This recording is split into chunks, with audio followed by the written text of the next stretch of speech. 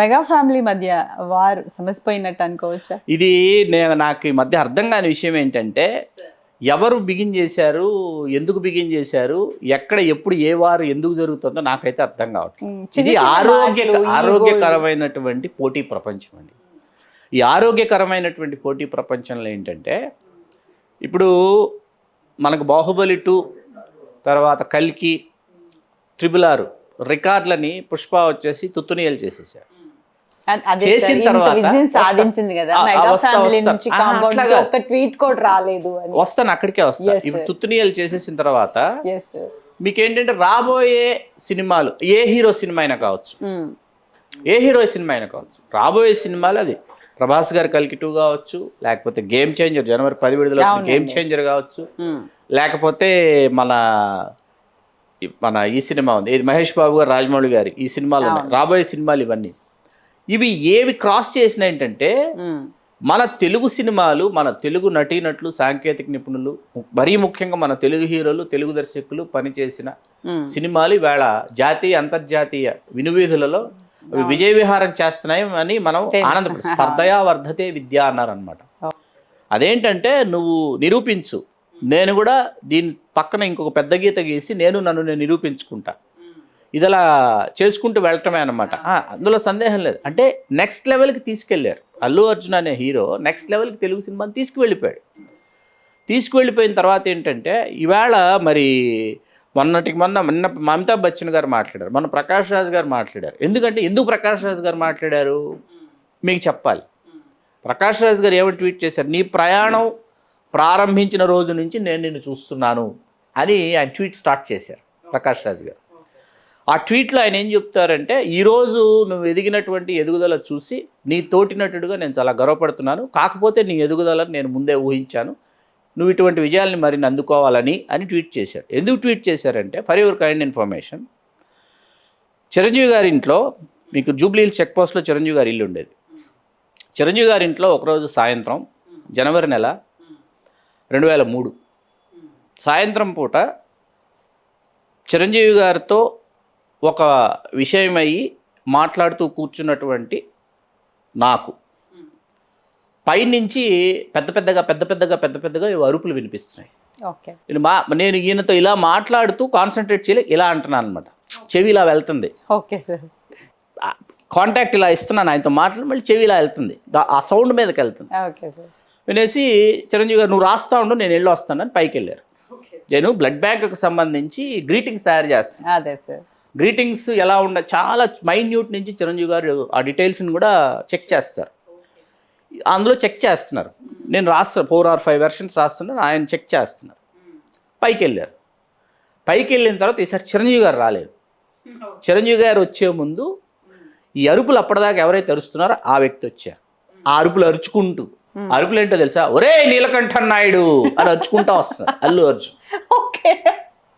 నన్ను ఏంటి సార్ అన్నాడు.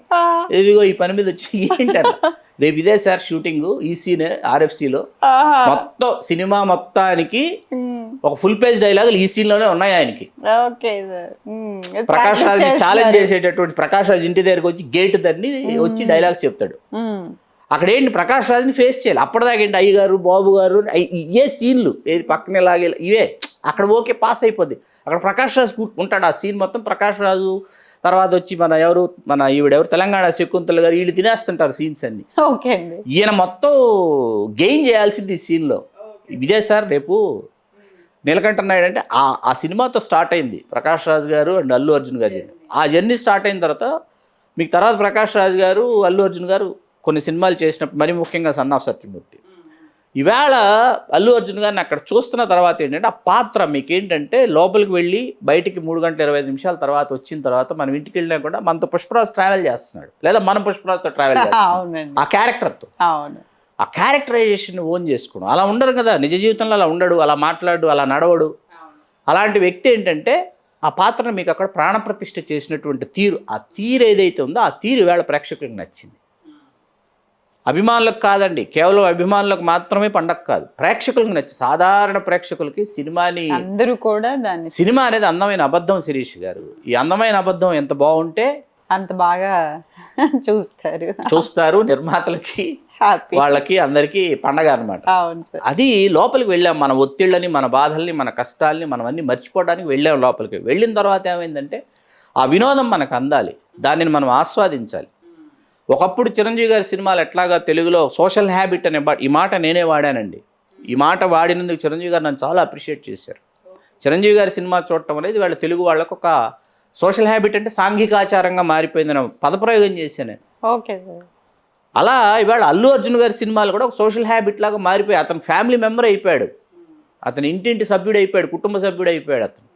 దానిని మనం అంగీకరించాల్సిందే ఖచ్చితంగా. తీరాలి. అవును, ఇద్దరికి ఒకేసారి. తమిళనాడు వెళ్ళినా చూడండి, కేరళకు వెళ్ళినా, తమిళనాడుకు వెళ్ళినా, తర్వాత మీకు ఇవాళ ఉత్తర భారతదేశంలో అతను కొనసాగిస్తున్నటువంటి ఆ ప్రభంజనం ఏదైతే ఉందో, మరీ ముఖ్యంగా బీహార్, ఉత్తరప్రదేశ్, వాళ్ళు ఏంటంటే వాళ్ళ తాలూకు ఇక్కడ బీహార్, ఉత్తరప్రదేశ్ పర్టికులర్గా ఎందుకంటున్నా అమితాబ్ బచ్చన్ గారి ప్రస్తావన ఎందుకు తీసుకొచ్చాను నేను, అమితాబ్ బచ్చన్ గారు ఎందుకు అభినందించారంటే, మీకు ఫస్ట్ ఇండియన్ సూపర్ స్టార్ అనేది ఇప్పటికి ఆ పదం రాజేష్ ఖన్నా గారికి వాడతారు, అమితాబ్ బచ్చన్ గారికి వాడరు. First Indian super star is Rajesh Khanna.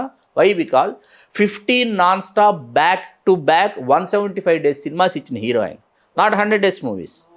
Silver జూబ్లీలు 15 ఇచ్చిన హీరో రాజేష్ ఖన్నా గారు. రాజేష్ ఖన్నా గారి కారు మీద కొన్ని వేల మంది అమ్మాయిల లిప్స్టిక్ ముద్రలు ఉండేవి, కారు ఇలా ఒక చోటుకు వచ్చి ఆగిందంటే దట్ ఈజ్ రాజేష్ ఖన్నా గారు.